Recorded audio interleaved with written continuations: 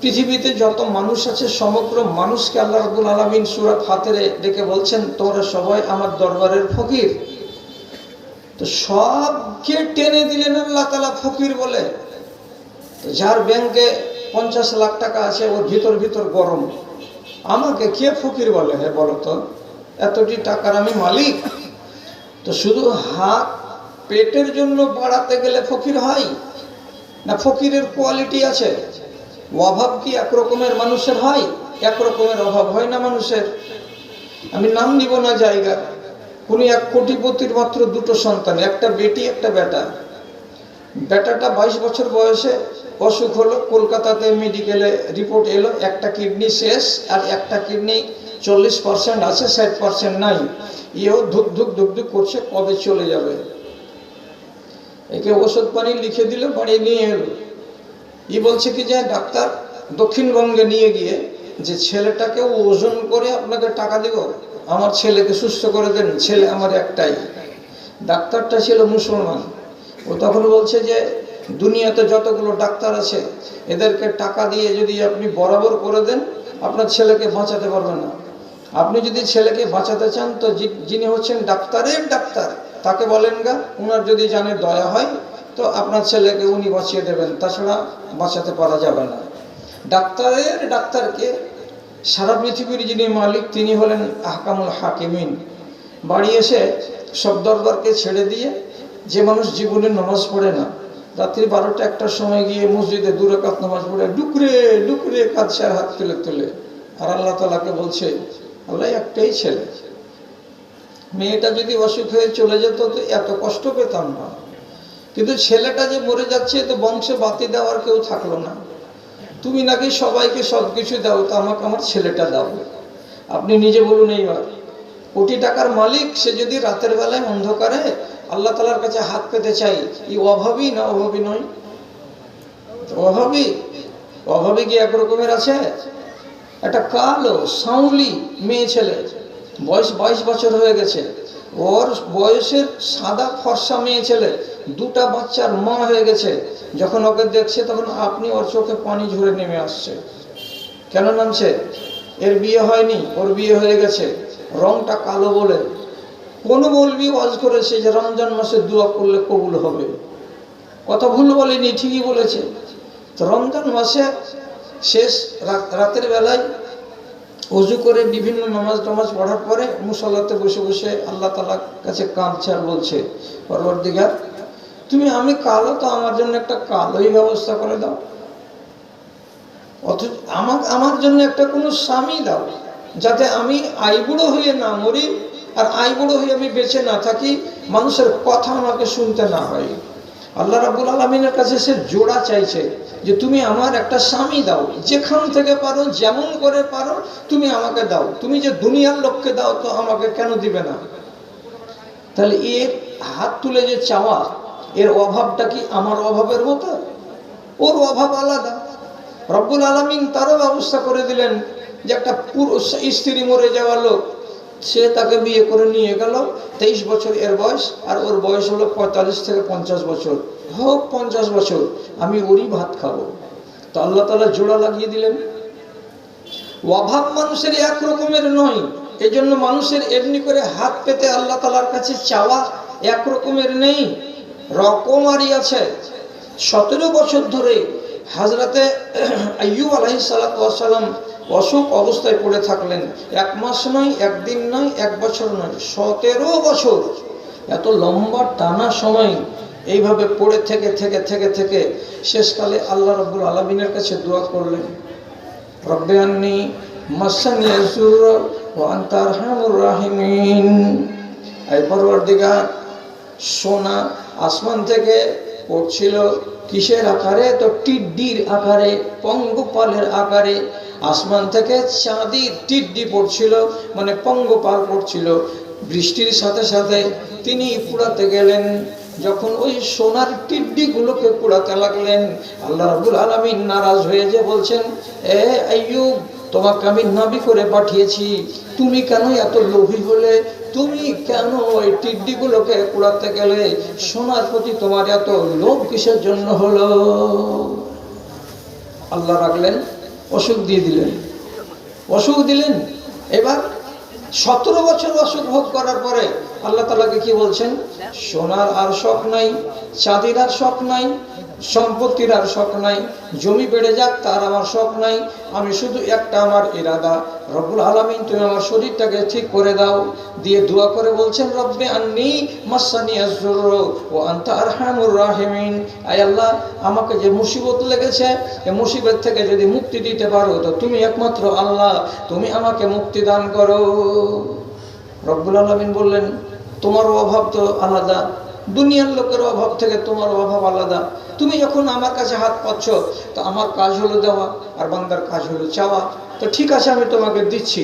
রব্বুল আলামিন ওকে ওহী করে বলছেন, এই যে তোমার পায়ের পাশে 4 হাত দূরে এই যে একটা খাল, এই যে তোমার পায়ের কাছেই খালটা তৈরি হলো, এই খালে যে পানিটুকু উঠছে এতে গোসল করো, তুমি ভালো হয়ে যাবে। কোরআনে আল্লাহ তাআলা বলছেন, হাযা মুগতাসালুন বারিদুন, এই ঠান্ডা পানিতে গোসল করো, তোমার শরীরের ব্যাধি সব দূর হয়ে যাবে। রব্বুল আলামিনের কাছে তিনি তার মতো করে চাইলেন। তো আল্লাহ তাআলা বলছেন, পৃথিবীর মানুষ তোমরা যত আছো সবাই আমার দরবারের ভিখারি, তোমরা আমার দরবারের সবাই হলো মুহতাজ। যার যেটা অভাব আছে সেটা অভাব আমার কাছে ব্যক্ত করো, আমি তোমার অভাব দূর করে দেব। দূর করে দেব বলে দোয়া করবেন, কবুল হবে। তো তার আগে শুধু দুখানা কথাকে মগজে মজবুত করেন, তারপরে আমার কথার উপরে আমল করতে যাবেন। কি? আল্লাহ তাআলা সূরা বাকারার ভিতরে বলছেন, উজিবু দাওয়াতাদ দাঈ ইযা দাআনি। কোন একটা মানুষ নিজের অভাবকে মিটাবার জন্য আল্লাহ রাব্বুল আলামিনের কাছে যদি হাত পেতে চাই, তাহলে চাওয়ার আগে তার ভেতরে 2টা শর্ত অনিবার্যই থাকতে হবে, তাহলে সে পাবে। আর শর্ত 2টো যদি না থাকে তাহলে সে পাবে না। কি কি 2টো শর্ত? ফালিয়াস্তাজিবু লি, আমার ডাকে সাড়া দাও। হলো একটা কথা, আমার ডাকে সাড়া দাও। ওয়ালিউমিনু বি, আর আমার উপরে ভরসা রাখো, ঈমান রাখো, আমি দেব, আমি ছাড়া কেউ দেবে না। এটা অকাট্য করো নিজের দিলের ভিতরে যে আমি তোমার উপরে বিশ্বাস রাখি আল্লাহ এক, আর আমি তোমার ডাকে সাড়া দিই। আল্লাহ তাআলা ডেকেছেন যেটা, সে ডাকটা আপনাকে মেনে নিতে হবে। তো আল্লাহ তাআলা কি ডেকেছেন আপনাকে? একবার ডেকেছেন নামাজের জন্য, নামাজ ধরতে হবে, তারপরে ঈমান রাখতে হবে, দোয়া করুন, কবুল হবে। আল্লাহ তাআলা ডেকেছেন আরেক জায়গাতে, নেশা ছেড়ে দাও, দেওয়ার পরে তুমি মুসলমান হয়ে বাঁচো। আল্লাহকে ডাকেন, আল্লাহ ডাকে সাড়া দেবেন। আরেক জায়গাতে রব্বুল আলামিন বলেছেন, কাবায়েরুল ইসম, যেগুলো কাবিরা গুনাহ, যেমন মা বাপকে ভাত না দেওয়া, যেমন বেটির জমিকে হজম করে দেওয়া, যেমন কোনো লোকের কাছে টাকা ধার নেওয়ার পরে টাকাকে হজম করে নেওয়া, এই যে কাবিরা গুনাহগুলো আছে, কাবিরা গুনাহ থেকে নিজেকে বাঁচিয়ে রাখবেন এবং আল্লাহর প্রতি ভরসা রাখবেন। তাহলে আল্লাহর ডাকে সাড়া দেওয়া হলো আর ঈমান মজবুত করা হলো। আপনি আল্লাহকে ডাকুন, আল্লাহ তাআলা কথা শুনবেন। এটা হলো এক। 2 নম্বর কথাটা কি? খেয়াল করুন, এদিকে খেয়াল করুন, আমার দিকে। ডাকার আগে আপনার ডাক কবুল হবে, তার জন্য শর্ত হলো এখানে একটা। আর আরেকটা বলছি, সেটা হলো এই, আপনি যেই পোশাকটা পরে আল্লাহ তাআলাকে ডাকবেন, সেই ডাকার কালে এই পোশাক যদি হারাম টাকার থাকে, তাহলে এই হারাম টাকার জামা, গেঞ্জি, পায়জামা পরে আপনি আল্লাহকে ডাকবেন, কবুল হবে না। যদি হারাম রুজি খেয়ে পেট শান্ত করে মসজিদে গিয়ে আল্লাহ তাআলাকে ডাকেন, আল্লাহ রাব্বুল আলামিন আপনার ডাকে সাড়া দেবেন না। তাহলে আপনার রুজি হতে হবে হালাল, আর আপনার পরনের কাপড়গুলো হতে হবে হালাল টাকার। এই 2টো জিনিস এখানে, আর ওইখানে বললাম 2টো জিনিস। 4খানা জিনিসকে নিজের ভেতরে মজবুত করুন, আর করার পরে আল্লাহ রাব্বুল আলামিনকে ডাকুন, আপনার ডাকে আল্লাহ তাআলা সাড়া দেবেন। পরিষ্কার বলছি, সাড়া দেবেন। আপনি বলবেন যে দোয়া করে কত লোক দোয়া কবুল করাতে পেরেছে, এগুলোর তো আমাদের নজির জানা নেই। তো চট করে একটা কথা বলি, 79 বছর বয়স হয়ে গেছে নবী ইব্রাহিমের, তখনও উনি ছেলের মুখ দেখেননি, স্ত্রীর বয়স 4 বছর কম, তিনি বন্ধা। তাহলে 79 বছর বয়সে কোনো মানুষের কোনো স্ত্রীর কি বাচ্চা আর হয় না? সেই বয়সে হযরত ইব্রাহিম আল্লাহ তাআলার কাছে দোয়া করে বলছেন, রব্বে হাবলি মিনাস সালিহিন, আল্লাহ একটা আমাকে ছেলে দান করো। আল্লাহ তাআলার কাছে যখন ছেলে চাইলেন, কোরআনে রব্বুল আলামিন বলছেন ফাবাশশারনাহু বিগুলামিন হালিম, আমি তাকে একটা সুন্দর ছেলে দান করলাম, ছেলেটার নাম ইসমাঈল। কবুল দোয়া করলেন আল্লাহর কাছে, আল্লাহ আমাকে ছেলে দাও। আল্লাহ ছেলে দিলেন, তার নাম হলো ইসমাঈল। তাহলে ইব্রাহিম নবীর পোশাক পাক ছিল, পেটের রুজি পাক ছিল, আল্লাহর উপরে ভরসা একান্ত ছিল, আল্লাহর উপরে ঈমান পূর্ণ মাত্রায় ছিল। দোয়া করলেন, কবুল হয়ে গেল। ইব্রাহিম নবী খানা কাবা তৈরি করার পর আল্লাহ বললেন মানুষকে ডাকো হজ করার জন্য। তো উনি বলছেন যে আমি এখান থেকে আওয়াজ দিব, কতদূর যাবে আওয়াজটা? আমি যদি উত্তর দিকে মুখ করে এই করে ডাকি লোককে, তো বালুয়াঘাট পর্যন্ত আওয়াজটা যাবে কি? যাবে না। তা আমি এরকম করে ডাকবো কেন? রব্বুল আলামিন বললেন তোমার কাজ হলো ডাকা, আমার কাজ হলো আওয়াজটাকে পৌঁছিয়ে দেওয়া। আমি পৌঁছাবো, এটা দায়িত্ব আমার, তুমি আওয়াজ দাও। তখন ইব্রাহিম নবী সাফা পাহাড়ের কিনারাতে গিয়ে খাড়া হলেন। দেওয়ার পরে সারা দুনিয়ার মানুষের দিকে এমনি করে মুখ উঠিয়ে বললেন, ও দুনিয়ার মানুষেরা, তোমরা কাবার কাছে এসো হজ করার জন্য। এই ডাক সেদিন যারা বর্তমান ছিল দুনিয়াতে তারাও শুনেছিল, যারা মায়ের পেটে ছিল তারাও শুনেছিল, যারা রুহের জগতে ছিল তারাও শুনেছিল। কারা কারা? যার নসিবে হজ লেখা আছে তারা, সে যেমন করেই হোক, যত টাকাই খরচ হোক না কেন, ও যাবে খানা কাবার হজ করতে। আর যে ডাক শুনতে পায়নি সেই দিন, মায়ের পেটে হোক অথবা রুহের জগতে হোক, ওর যদি 1 লাখ টাকা 10 লাখ টাকা নয়, ওর কাছে যদি কোটি টাকাও থাকে, তো হজ করতে যেতে পারবে না। কেন পারবে না? ইব্রাহিম নবী যেদিন ডেকেছিলেন সেই ডাক তার কানে আসেনি। তাহলে তিনি দোয়া করেছিলেন যে আল্লাহ প্রত্যন্ত এলাকা থেকে আসবে মানুষ, এমন করে তুমি এখানে মানুষ এনে দাও। তো কোন কোন দেশ থেকে মানুষ যায়? ভারত থেকে যদি আপনি পূর্ব দিকে তাকান, এইদিকে উত্তর পূর্ব কোণে, তো দেশটার নাম হলো জাপান। এখান থেকে যেতে গেলে 11 ঘন্টা লাগবে এরোপ্লেনে। ওখানকার লোক চলে যাচ্ছে মক্কাতে হজ করতে। যদি মক্কা থেকে দক্ষিণ দিকে একটা শহর আছে কেপ টাউন, দক্ষিণ আমেরিকায়, ওখানে যেতে গেলে মোটামুটি 14 ঘন্টা টাইম লাগবে এরোপ্লেনকে। ওখান থেকে কালো নিগ্রোরা হাজার হাজার এসে হজ করছে। আপনি মনে ভাবছেন যে শুধু ভারতের লোক আমরা যাচ্ছি। কানাডা, উত্তর আমেরিকার একটি দেশ, সেখান থেকে মানুষেরা আসছে 100 জন 150 জন করে। কতটা টাইম লাগে? তো জেদ্দা এয়ারপোর্ট থেকে কানাডার এয়ারপোর্টে নামতে গেলে 18 থেকে 19 ঘন্টা টাইম লাগবে এরোপ্লেনে। অত দূর থেকে লোক আসছে। ইব্রাহিম নবী বলেছিলেন মিন আলা কুল্লি জামিরিন মিন কুল্লি ফাজ্জিন আমিক, দূর দূরান্ত থেকে হজে আসবে। তা আল্লাহ তুমি এনে দাও এই লোকগুলোকে। দেখেন, তাহলে উনার দোয়া উনার মতো করে চাইলেন, আল্লাহ তাআলা কবুল করে নিলেন। নবী মুসা বলছেন ছোটকালে আমার জিভ পুড়ে গেছিল, আমার জবানটা তোতলা, আমি ঠিক করে বলতে পারবো কিনা লোককে। তখন আল্লাহ তাআলা ওকে দোয়া শিখিয়ে দিলেন, এই দোয়াটা বলো, তোমার জবানের আড় দূরে হয়ে যাবে। ওই জন্য তুমি আল্লাহ তাআলার কাছে দোয়া করে বলছেন রব্বিশ শরহ লি সাদরি ওয়া ইয়াসসির লি আমরি ওয়াহলুল উকদাতাম মিন লিসানি ইয়াফকাহু কওলি। আল্লাহ তুমি আমার অন্তরকে খুলে দাও, আমার জবানের আড়টাকে দূরীভূত করে দাও, যাতে করে মানুষেরা আমার কথাগুলোকে সুন্দর করে বুঝতে পারে। বড় হলেন, জবানের আড় দূরে হয়ে গেল। তাহলে তিনি তিনার মতো করে চাইলেন, তার প্রয়োজন রব্বুল আলামিন মিটিয়ে দিলেন। আপনি আর কি চাইছেন? কোনগুলো লোকের কথা শুনতে চাইছেন যে কবুল হলো না? হযরতে উমর রাদিয়াল্লাহু তাআলা আনহু, উনি মরবার 1-1.5 মাস আগে হজ টজ করে এলেন, আর আসার পরে নতুন একটা দোয়া শুরু করলেন বলতে। রাতার দিন কি রাতার দিন দোয়া করছেন? আল্লাহুম্মা রযুকনি শাহাদাতান ফি সাবিলিকা ওয়াজআল কবরি ফি বালাদি নাবিয়িকা। আল্লাহ তুমি আমাকে শহীদের মরণ দাও এবং তোমার নবীর মসজিদের কাছে আমার কবর দাও। আমি মদিনাতে মরবো, এখানে কবর হোক এবং আমাকে শহীদ করে মারো, এটা আমি মন থেকে চাই।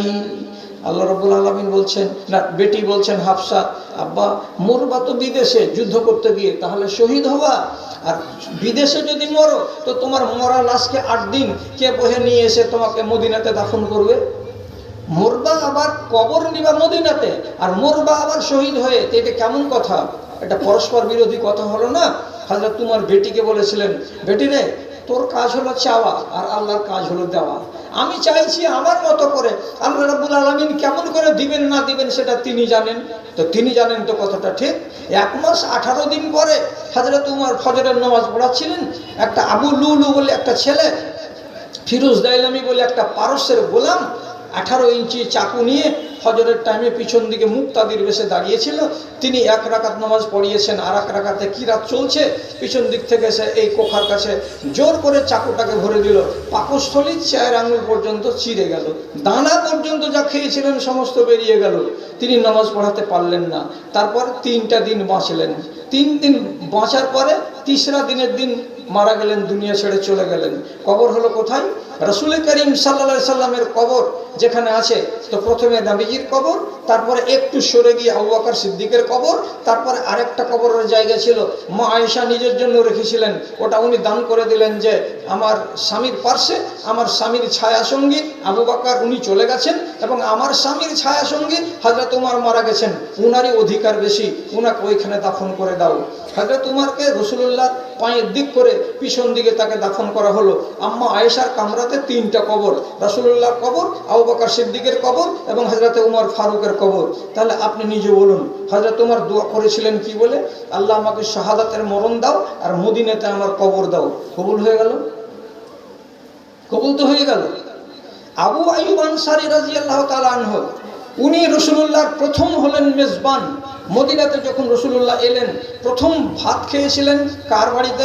তো আবু আইয়ুব আনসারীর বাড়িতে। বড্ড ফজিলতের লোক এটা, কিন্তু সেই লোক, সেই এত গুরুত্বপূর্ণ সাহাবী, মরবার আগে আল্লাহ তাআলার কাছে দোয়া করে বলছেন, পরওয়ারদিগার, আমার মরার সময় আমার গায়ে যেন কোনো কাফেরের হাত না লাগে। কথা বুঝেন? আমার মরার সময়ে আমার গায়ে যেন কোনো কাফেরের হাত না লাগে, এবং আমার কবরটা যেন মুসলমানদের মাটিতে হয়, কোনো কাফেরের দেশে কাফেরের মাটিতে যেন আমার কবর না হয়। দেখছেন দোয়া? এক একজন ভিখারি এক এক রকমের কথা আল্লাহ তাআলার কাছে আরজি জানাচ্ছেন। উনি বের হলেন যুদ্ধে, মুয়াবিয়া রাদিয়াল্লাহু তাআলা হলেন সেনাপতি, হাজার হাজার মিলিটারির সাথে বেরিয়ে চলে যাচ্ছেন যুদ্ধের ময়দান। যাবে কোথায়? তো মদিনা থেকে পায়ে হেঁটে যদি যাওয়া যায় তো 22 থেকে 24 দিন টাইম লাগবে, এত দূর কনস্টান্টিনোপলের এলাকায়। তিনি রাস্তাতে অসুখ হয়ে গেলেন, উট ধীরে ধীরে চলছে, কাফেলা আগে চলে গেছে, তবুও তিনি যাচ্ছেন। একদিন মাগরিব ঢিলা হওয়ার এশারের কাছাকাছি টাইমে উনি উটের পিঠে বসেছিলেন, মরণ হয়ে গেল। যেখানে মরছেন সে জায়গাটা হচ্ছে কাফিরদের এলাকা, কিন্তু রব্বুল আলামিন তার উটটাকে এমনভাবে ইলহাম করে দিয়ে চালাচ্ছেন, উট বুঝতেই পারে না যে আমার মালিক আমার পিঠের উপরে জিন্দা আছে না মরে গেছে। মরা মানুষকে নিয়ে উট চলেই যাচ্ছে, চলেই যাচ্ছে, চলেই যাচ্ছে। ফজরের টাইমে এমন এক জায়গা দিয়ে যাচ্ছে এই উটটা, যে গ্রামটা হলো মুসলমানের গ্রাম। আজান ভাসলো, হাইয়া আলাল ফালাহ। লোকেরা উটের লোকটাকে বলছে, ভাই নেমে যাও, মুসলমান যদি হও তো নামাজ পড়ে নাও, আজান হয়ে গেছে।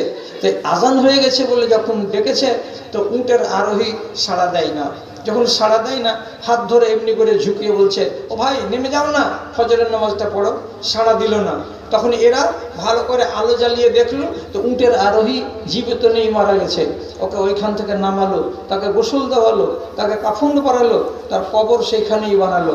তাহলে উনি রাতের বেলা যদি ওনার উটটা এশার টাইমে বা রাত 10টার টাইমে যদি বসে যেত কোনো এক জায়গায়, তাহলে জানতে পারতো কারা? কাফেরেরা। আর কাফেরেরাই তার শরীরটাকে ধরে নামাতো, তো তাহলে তার দোয়াটা মঞ্জুর হতো না। এই জন্য রব্বুল আলামিন উটকে চালিয়ে নিলেন রাতের বেলায়, ফজরের টাইমে। মুসলমানদের এলাকাতে জ্ঞান সবাই জানতে পারলো, আর ওই টাইমে তাকে নামিয়ে মুসলমানেরা ছুঁয়ে আর মুসলমানেরা কাফন পরিয়ে মুসলমানদের দেশে তার সময় দাফন কাফন করা হলো। তাহলে এটা এমন একটা মানুষ, তিনি দোয়া করছেন তো তার দোয়া কবুল হয়ে যাচ্ছে। তাহলে কোন মানুষের দোয়া কবুল হয় না? যদি 4খানা জিনিসকে শক্ত করে নিয়ে লোকটা দোয়া করে, ইনশাআল্লাহ তার আরজি আল্লাহ রাব্বুল আলামিন কবুল করবেন। এবার আপনি বলুন, আপনার কি অভাব আছে? যদি আপনি বলেন যে আমার গুনাহ খাতা মাপ চাই, গুনাহ বড় বড় আছে।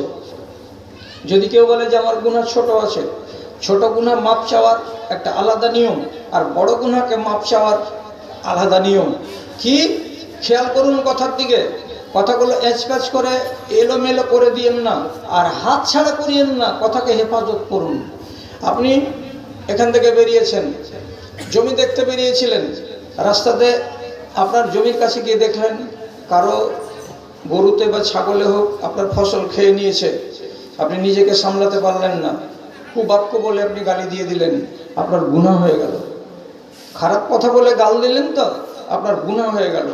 এই গুনাহটা যদি আপনি মনে মনে চান যে গুনাহকে খাতাতে আমি রাখবো না, আমার খাতাকে আমি পাক সাফ রাখবো, তাহলে ভালো করে মাথাতে কথাটা রাখুন, যে কোনো বড় গুনাহ হোক, যে কোনো ছোট গুনাহ হোক না কেন, আপনি যদি টাটকা টাটকা মাপ করাতে চান, উপায় আছে। কেমন উপায়? হাদিসে লেখা আছে, আল্লাহ রাব্বুল আলামিনের নবী বলছেন, ইন্না সাহিবা শিমালে লা ইয়ারফাউল কালামা সিত্তা সাআতিন আনিল আব্দুল মুসিই। একটা গুনাহগার মানুষ যখন গুনাহ করে দেয়, পাপ করে দেয়, তো সেই পাপটাকে কে লিখবে? তো বাম দিকে যেটা ফারিস্তা আছে সে ফারিস্তাটা লিখবে, ডান দিকে যেটা ফারিস্তা আছে সে ফারিস্তাটা আপনার নেকি লিখবে। এ জীবনে কোনোদিন পাপ লিখবে না, আর বামের ফারিস্তাটা শুধু পাপ লিখবে, এ জীবনে কোনোদিন নেকি লিখবে না। তফাৎটা কি? ভালো কাজ যেমনি করবেন 1 সেকেন্ড দেরি হবে না, ডান ফারিস্তার সাথে সাথে লিখে নিবে। বাম ফারিস্তা যে পাপ লিখবে এর পাওয়ারটা হলো সীমিত। আপনি যদি একটা মন্দ কাজ করে নেন, তো রব্বুল আলামিনের নবী বলছেন 6 ঘন্টা এই বাম দিকের ফারিস্তা ওই পাপটাকে খাতাতে তুলতে পাবে না। তার আইন নেই যে তুমি খাতাতে লিখে দাও সাথে সাথে, 6 ঘন্টা ধরে তোমাকে অপেক্ষা করতে হবে। ধরে থাকো কলম। লোকটা কোথাকার? যে বাহির কাপের। কি কাজ করেছে? একটা মন্দ কাজ করেছে, নাম নেওয়া যাবে না। তাহলে এই লোকটা যে পাপটা করে দিয়েছে, তুমি ওর খাতাতে লিখে দিবা? বলি হ্যাঁ, আমি এই জন্য নিযুক্ত হয়েছি। রব্বুল আলামিন তাকে বলে দিয়েছেন 6 ঘন্টা খবরদার আমার বান্দার পাপকে লিখবি না তার খাতায়। এবার আপনি করেছেন 9টার সময় পাপ, তাহলে এই পাপটাকে জিয়ে রাখবে, হাতে করে ধরে নিয়ে রাখবে কটা পর্যন্ত? 9 থেকে শুরু করে 10, 11, 12, 1, 2, 3, 4 পর্যন্ত, 4টা পর্যন্ত তাকে ধরে রাখতে হবে।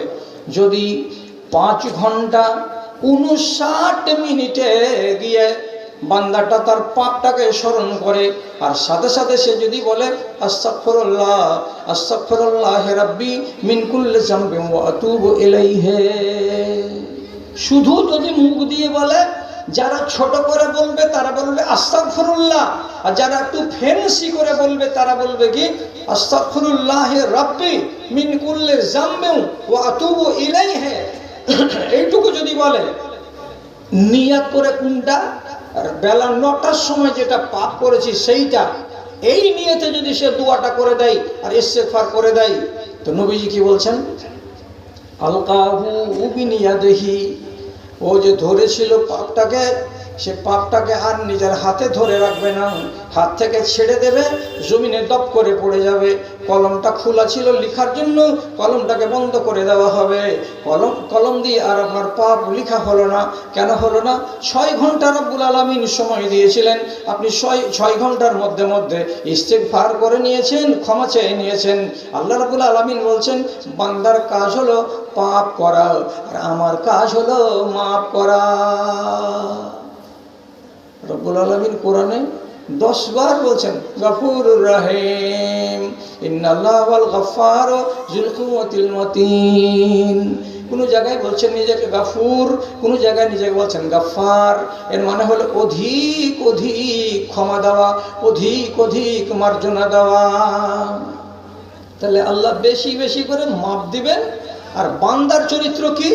আল্লাহ রাব্বুল আলামিন বলছেন কুল্লু বানি আদম খাত্তাউন দুনিয়াতে যত আদমের বেটা আছে আর যত আদমের বেটি আছে এরা সবাই গুনাহগার, এরা সবাই গুনাহগার।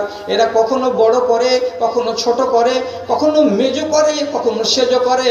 আল্লাহর বান্দারা আর বান্দিরা সবাই রব্বুল আলামিনের নাই বলছেন এরা হলো সবাই গুনাহগার। কিন্তু সব থেকে ভালো গুনাহগার কোনটা? গুনাহ করার পরে পরেই আল্লাহ রব্বুল আলামিনকে বলে আল্লাহ তুমি আমাকে মাফ করে দাও। কি বোঝা গেল? কথাটা তো ছোট্ট, কালকে চা খেতে খেতে মনে থাকবে। আপনাদের গাঁর এই মাথায় তো একটা ত্রিমোহনী আছে, ত্রিমোহনীতে তো চায়ের দোকান আছে। কি ডায়লগটা দিয়েছি আপনাকে? আল্লাহর কাজ হলো মাফ করা, বান্দার কাজ হলো পাপ করা। আপনি পাপ করবেনই করবেন, আর আল্লাহ রাব্বুল আলামিন বলছেন মাপ চাইলে আমি মাপ দেবই দেব। দুইজনের দুইটা বৈশিষ্ট্য, দুইজনের দুইটা স্বভাব। ভালো করে বুঝুন। মুসলিম শরীফে একটা হাদিস আছে, হাদিসটা আপনাকে শুনতে খারাপ লাগবে না, ইনশাআল্লাহ ভালো লাগবে। এক সাহাবী খেজুরের বাগানে কাজ করছিল, ঠিক সেই জায়গা দিয়ে এক মহিলা হেঁটে যাচ্ছে। হেঁটে যাওয়ার কালে এই সাহাবী তাকে পরামর্শ দিয়ে বলছে, ও বাবা, এত দূর দিয়ে ঘুরে ঘুরে না গিয়ে এই যে দেখো এই বেড়ি রাস্তাটা আছে না, এই রাস্তাটা দিয়ে চলে যাও, তোমার রাস্তাটা ছোট হবে। মহিলা তার কথা শুনে এই খেজুরের বাগানের মধ্য দিয়ে যেটা রাস্তা, সে রাস্তাটাকে ধরে নিল। এর হাতে ছিল কোদাল, গায়েতেই শাবল, খেজুরের গাছের গোড়াগুলোকে আলগে আলগে দিচ্ছে, কাজ করছে। এর গোড়া দিয়ে যখন চলে যাচ্ছে ওই মহিলা, তখন এটা তো মানুষ, এটা তো ফেরেশতা নয়।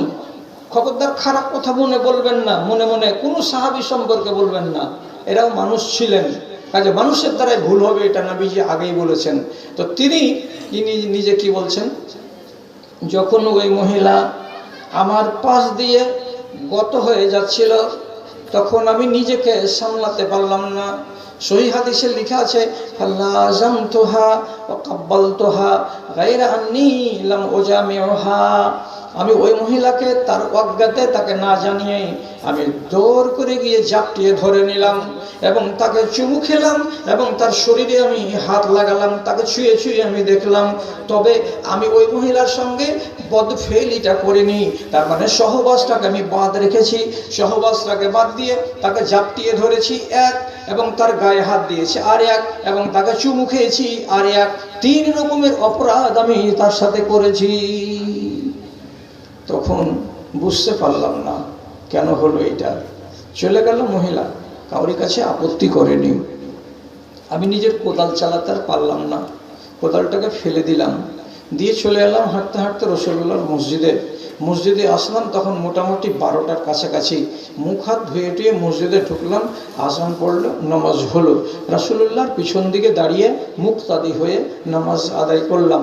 নামাজ আদায় করার পর নবীজির কাছে গিয়ে সরাসরি এই ভাষাতে বললাম, ইন্নী ফাআলতু কাযা ওয়া কাযা ফাফআল বিমা শি'তা ইয়া রাসূলুল্লাহ। হে আল্লাহ পাকের রসুল, আমার দ্বারাই এই ভুলগুলো হয়েছে, আমি নিজে স্বীকার করছি। আপনি যেটা সাজা আমার জন্য নিযুক্ত করে দেবেন, সেই সাজাটা আমি ঘাড় পেতে নিতে রাজি আছি।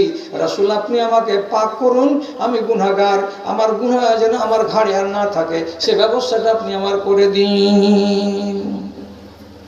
রাসূলুল্লাহ বলছেন, মায়েরা আপনারা কিভাবে বসে আছেন? উত্তর দক্ষিণ ভাবে না পূর্ব পশ্চিম ভাবে ওনারা বসে আছেন? মেয়ে ছেলে পূর্ব পশ্চিম ভাবে। তো আপনাদের পিছনের দিকে অনেকগুলো মা খালা, ওনারা জায়গা পাচ্ছেন না। তো একটা কথা বুঝতো খালা, বাহির খাবের উত্তর পাড়ার খালাটিকে বলছি, ফরজ নামাজ যেই জায়গাটাতে পড়তে হয়, সুন্নাত নামাজ একটুখানি সরে পড়তে হয়। কেন? 2খান জায়গা সাক্ষী হবে। বেটা ছেলেরা ফরজ নামাজ যেখানে পড়ে, সুন্নাত ওইখানে পড়ে না, একটু হুইটা পড়ে না ভাই? একটু হুইটা পড়ে। তো মেয়ে ছেলে, তোমরা এটা বুঝতে পারছো? যদি সরে যেয়ে পড়ো, তো তাহলে তোমার 2খানা জায়গা কি হবে? তোমার জন্য সাক্ষী হবে। তো তুমি যেই জায়গাটাতে বসে আছো খালা আমার, তুমি ওই জায়গাটা থেকে একটা সিট এগিয়ে যাও, যাতে তোমার জায়গাটাতে আরেকটা মেয়ে ছেলে বসতে পারে। এইভাবে তোমরা যদি সবাই মিলে একটু দয়া করো, পিছন দিকের মহিলারা বসার সুযোগ পেয়ে যাবে, তুমি একটা নেকি করতে পাবা, আর জায়গাটা তোমার সাক্ষী হবে। ভালো কাজ করার যদি উদ্দেশ্য থাকে তো এক্ষুনি করে দেখাও। এর থেকে বেশি বলা যাবে না, এর থেকে বেশি আর বলা যাবে না। হ্যাঁ, কি হচ্ছিল কথাটা? তো রাসূলুল্লাহ বললেন কি কি করেছো কাজ? বলছে এই এই কাজ করেছি। তখন নবীজি বলছেন কটার সময়? ওই যে তো বেলা 10টার সময়, 10:30টার সময় করেছি। রাসূলুল্লাহ অঙ্ক করে নিলেন। কি অঙ্ক? তুমি বেলা 10টার সময় পাপটা করেছো, এখন ঘড়িতে বাজছে কতটি? 12:30 থেকে 1:45। এতে তোমার পাপ করা 3 ঘন্টা এখনো সম্পূর্ণ হয়নি। তো তুমি এইবার বলো, আমার পিছন দিকে তুমি নামাজ পড়েছ?